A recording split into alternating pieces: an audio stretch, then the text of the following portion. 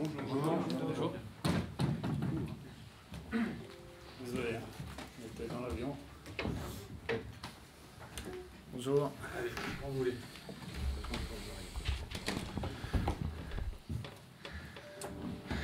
Salut Bonjour Pierre. Ouais. Un petit peu des nouvelles de tes joueurs. Malik Fofana, t'en sais plus par rapport à hier soir? Il marchait mieux ce matin que hier soir, donc on va l'évaluer aujourd'hui pour savoir. Donc, je botte un peu en touche. Si vous voulez, on régulera après la séance, parce que voilà, d'ici là, je n'ai pas eu les infos vu qu'on sort seulement de l'avion. D'autres indisponibles? Non.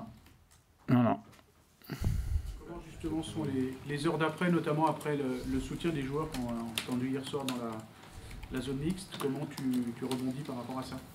Ouais, on est vite, enfin à titre personnel, au même titre que les joueurs, on s'est vite tourné vers Nantes. Voilà, je vous ai dit ce que j'avais à vous dire hier sur le sujet. Et on ne va pas en parler à chaque fois, c'était important pour moi de repréciser ces choses-là. Voilà.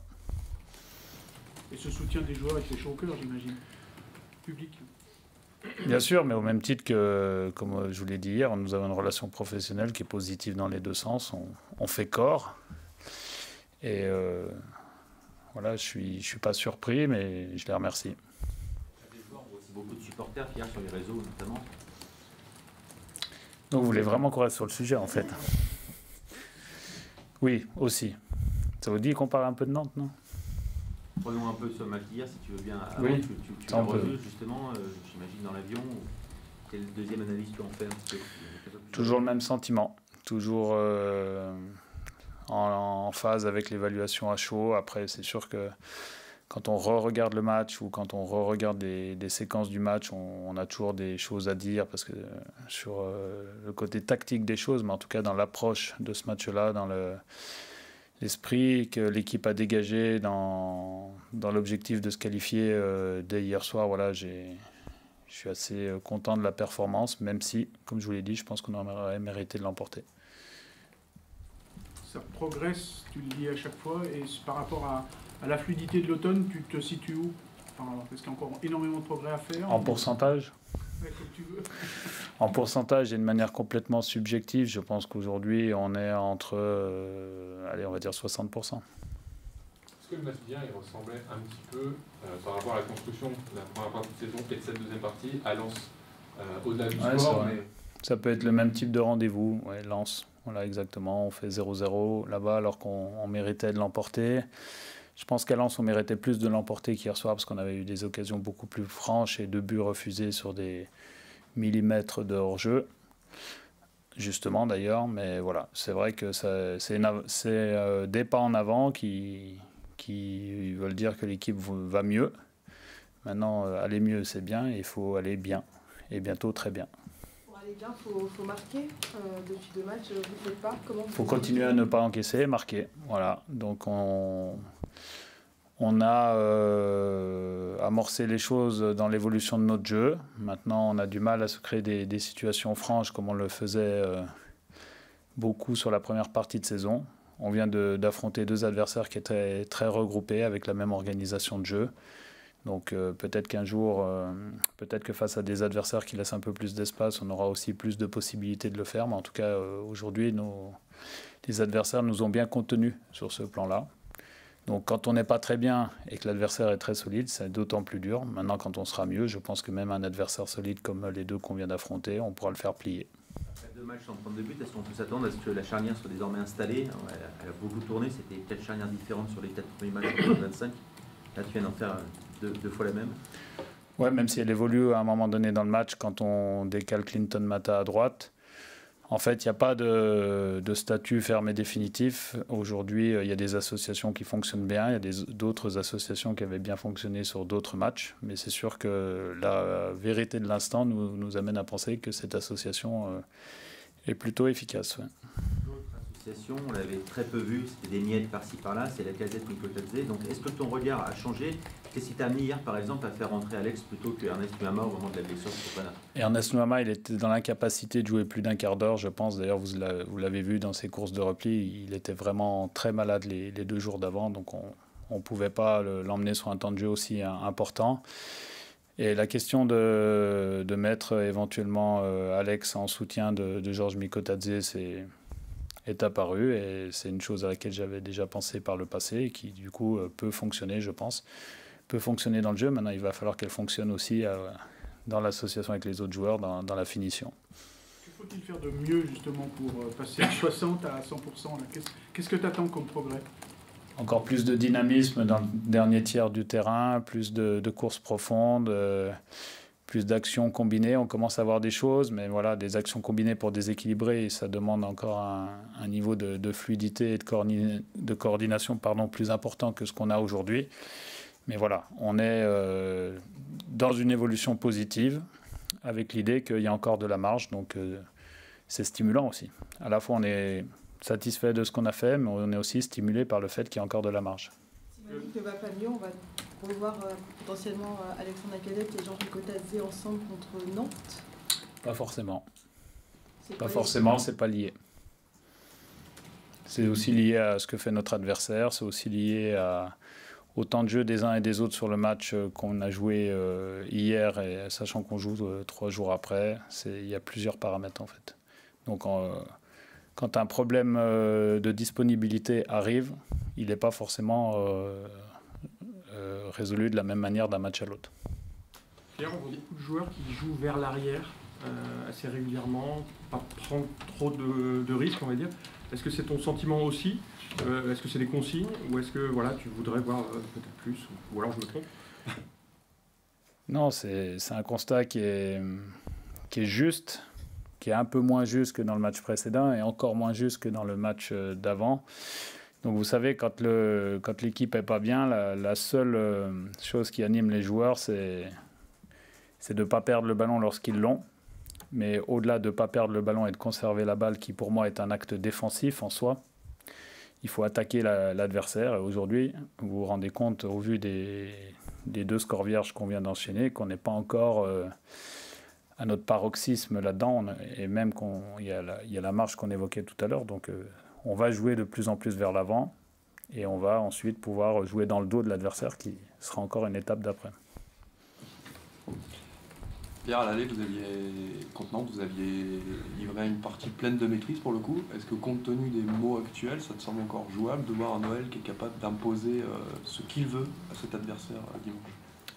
De toute façon, on appréhende tous les matchs avec cette ambition-là, avec plus ou moins de succès. On va aller à Nantes avec l'idée d'avoir un maximum le ballon, d'imposer ce qu'on est capable de faire en ce moment, avec une version, j'espère, plus aboutie encore que ce qu'on a fait hier.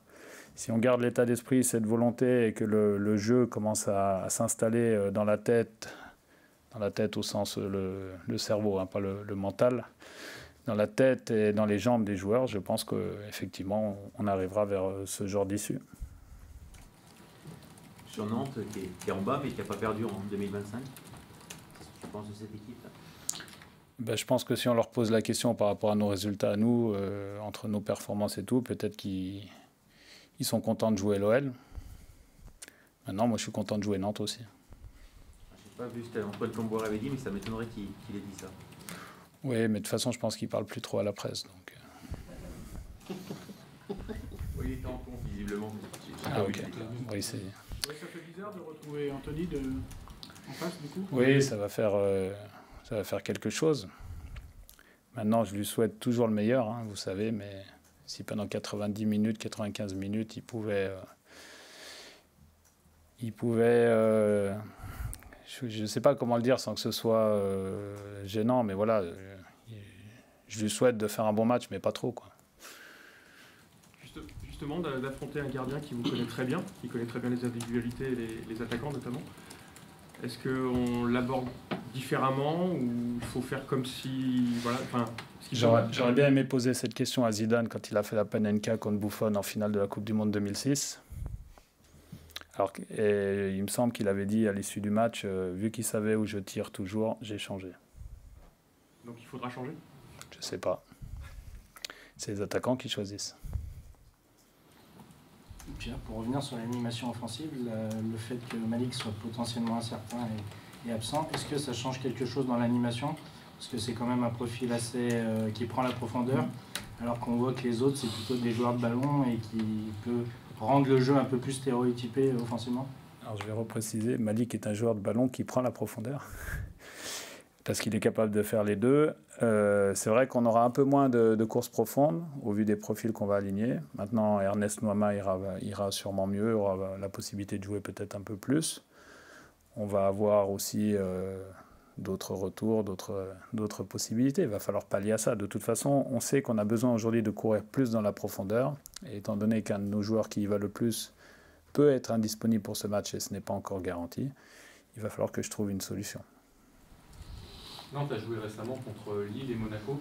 Est-ce que pour la prépa, quelque part, comme on est un peu dans le même championnat, parce que si l'adversaire vient de jouer contre Angers, Montpellier et Strasbourg, c'est peut-être pas tout à fait les mêmes scénarios. Est-ce que là, quelque part, c'est un peu plus intéressant de les étudier quand ils viennent de jouer des équipes qui nous ressemblent ou qui ont les mêmes ambitions que nous? Je ne sais pas, parce qu'aujourd'hui, le championnat est tellement serré et les matchs sont tellement difficiles. Je pense que depuis la saison, il y a vraiment 1 ou 2 matchs qu'on a maîtrisés du début à la fin sans qu'il y ait match, entre guillemets. Mais au-delà de ça, tous les matchs se sont joués et les adversaires se sont toujours opposés brillamment à ce qu'on essayait de proposer.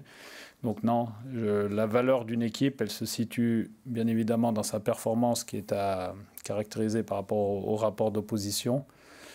Mais contre Monaco, ils attaquent très fort et c'est plus dur à la fin. Et à l'inverse, ils sont capables à Lille d'égaliser. Donc c'est des scénarios de match qui sont un peu différents. En plus, un match à domicile, l'autre à l'extérieur. Voilà, donc de toute façon, quand on observe un match, on tire des enseignements, mais ils sont toujours à nuancer. Vous savez, il n'y a rien d'obligatoire dans ce qui est lu et ce qui est appliqué par les joueurs. C'est juste circonstanciel. Il faut le considérer comme tel. Donc ça donne des indications, mais ça ne donne pas forcément une recette à appliquer coûte que coûte dans le match suivant. Les bonnes périodes de votre équipe ont souvent coïncidé avec les moments où Alexandre Lacazette performait. Est-ce que vous pensez que ça peut être aussi une des solutions pour vous relancer à 100%, qui retrouve aussi... Donc indirectement, est-ce qu'il va être titulaire? C'est ça la question. Écoutez, de toute façon, c'est évident qu'on est performant quand Alexandre Lacazette est performant, mais je pense qu'il est performant parce que ses partenaires sont performants aussi. J'ai du mal à considérer le football comme reposant sur un seul individu. Je vous le dis souvent lorsqu'on évoque les blessés et les incertains. Il est évident qu'Alexandre a beaucoup pesé l'an dernier sur notre deuxième partie de saison parce qu'il a mis des buts très importants. Mais le jeu d'équipe a trouvé sa valeur dans le fait qu'il concluait aussi les actions. Donc c'est pour ça qu'un joueur performant, c'est une chose, mais il s'est passé des choses avant et après, et il se passera des choses après dans le jeu. Donc il faut toujours considérer ça comme un tout. C'est un attaquant quand même qui est capable de marquer des buts que certains attaquants ne marquent Exactement, pas. Oui. Exactement, oui. C'est vrai. C'est forcément... En fait, l'année dernière, il nous a sûrement fait gagner des matchs qu'on n'aurait pas gagnés. Ouais. Voilà, si c'est ça la question, je réponds oui. Une dernière. Ouais, et juste pour revenir sur hier soir, après le bon match nul en Turquie, vous vous sentez conforté à votre poste?